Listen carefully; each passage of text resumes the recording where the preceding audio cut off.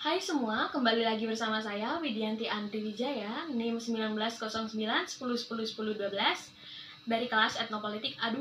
Di sini pada pertemuan etnopolitik kali ini saya akan menjelaskan mengenai subbab, yakni The Dynamics of Ethnopolitical Conflict. Sebelum kita masuk lebih jauh, mari kita kenali dahulu apa itu etnopolitik. Etnopolitik merupakan sebuah studi yang mempelajari terjadinya konflik etnis yang disebabkan oleh perbedaan jumlah etnis yang berada dalam sebuah wilayah yang tinggal dalam suatu tempat. Jadi dasarnya etnopolitik itu merupakan konflik yang terdiri dari faktor ras, suku, agama, dan juga budaya. Dinamika konflik dapat terlihat dari perhitungan yang paling mendasar dari adanya potensi konflik etnopolitik yang dihasilkan. Gagasan ini muncul pertama kali di dalam bangsa-bangsa Eropa yang kemudian berkembang dan menyebar ke seluruh dunia. Namun, walaupun demikian, tidak semua negara menyetujui adanya gagasan-gagasan ini, karena keberadaan kelompok etnis di seluruh dunia sangatlah bervariasi. Ada banyak sekali pendekatan yang digunakan untuk mendeteksi adanya kasus konflik etnis di seluruh belahan dunia. Dan banyak juga lembaga konstitusi yang berhasil menjaga hubungan antar etnis yang digunakan dengan cara damai berbasis kekeluargaan. Oleh sebab itu, akan lebih mudah jika kita mendeteksi potensi konflik dengan cara terbuka, apalagi semenjak terjadinya Perang Dunia Kedua. Hal ini menjadi bukti dari adanya pendekatan minoritas. Lantas, apa itu pendekatan minoritas? Pendekatan minoritas berisiko ini menolak adanya perspektif primordial yang menunjuk etnis sebagai entitas bias biologi yang telah ada sebelumnya atau telah dibawa oleh nenek moyang sebelumnya pada sebelum zaman kejayaan mereka. Jadi dan masyarakat lebih memilih untuk meyakini bahwa etnisitas ini merupakan bentuk dari adanya konstruksi sosial yang tak luput dari kehidupan sejarah. Persepsi dasar yang mendasari entitas yakni adanya perbedaan kepercayaan yakni agama, gaya hidup, alur sejarah, dan juga mitos yang menjadikan kelompok-kelompok tersebut memiliki identitas yang berbeda dari kelompok-kelompok lainnya. Dari pendekatan inilah kemudian muncul faktor yang memperkuat argumen bahwa etnis menjadi sebuah identitas untuk masyarakat. Atau dengan kata lain, etnis merupakan ciri khas dari satu masyarakat yang tinggal pada suatu wilayah yang sama.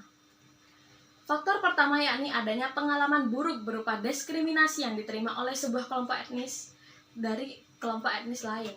Lalu faktor kedua yakni akibat adanya mobilisasi politik yang disengaja sehingga mereka hanya memperjuangkan kepentingan-kepentingan golongan daripada kepentingan bersama.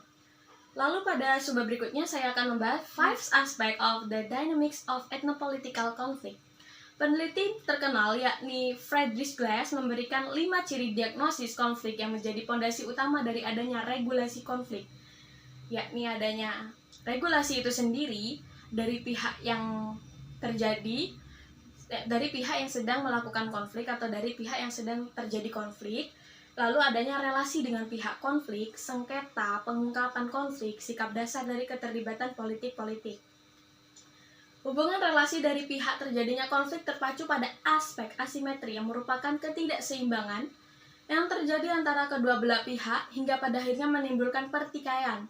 Dan pada konflik etnopolitik yang bersifat asimetris ini, kita juga akan kesusahan untuk memecahkannya dan juga untuk memberikan solusinya. Hal ini terjadi lantaran adanya regulasi yang bersifat konstruktif. Lalu bagaimana hal ini dapat terjadi? Hal ini dapat terjadi apabila kelompok superior yang akan menggunakan kesempatan ini untuk mendobrak kelompok yang lemah dari keterpurukan. Dan kelompok inferior akan berpendapat bahwa ini adalah hal yang menguntungkan mengingat hal ini merupakan upaya dari adanya pembudayaan dan juga peremajaan budaya. Aspek terakhir yang digunakan sebagai metode penanganan konflik yang diberikan oleh pihak yang sedang berselisih terhadap konflik yang sedang terjadi. Dan biasanya para pihak yang berselisih jarang memperhatikan reformasi struktural yang bisa saja membantu memberikan solusi untuk turut berkontribusi supaya kehidupan kelompok-kelompok etnis di luar sana dapat hidup dengan damai tanpa ada rasa takut akan dihantui dengan konflik. Namun jika kita amati lebih lanjut, aktor-aktor konflik etnopolitik dimensi sikap dapat terpecah menjadi 3 poin utama, yakni lokasi para aktor dalam hierarki sosial di mana ia terlibat konflik tersebut, adanya tingkat polarisasi yang terjadi antara para aktor, perubahan sikap mereka dalam waktu yang lama. Karena sebagian besar konflik etnopolitik memiliki hubungan kompleks yang mencakup banyak aktor yang berbeda, Kompleksitas ini bisa ditandai dengan semakin tersebarnya struktur kekuasaan dan membantah adanya klaim kepemimpinan etnopolitik. Kasus etnopolitik pada dasarnya terjadi akibat adanya perbedaan latar belakang dan rasa ingin menyaingi satu sama lain dalam berbagai macam aspek.